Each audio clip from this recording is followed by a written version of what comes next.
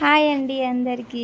ఈరోజు గులాబ్ జాము ఎట్లా ప్రిపరేషన్ చేసుకోవాలో నేను ఇంట్లో చేసిన చూపిస్తున్నాను చూడండి.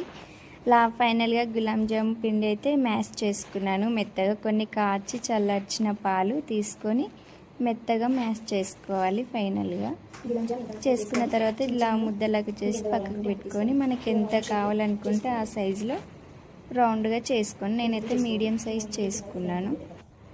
ఫైనల్గా అయితే చిన్న చిన్నగా చేసి పెట్టుకున్నా ఇంత సైజులో.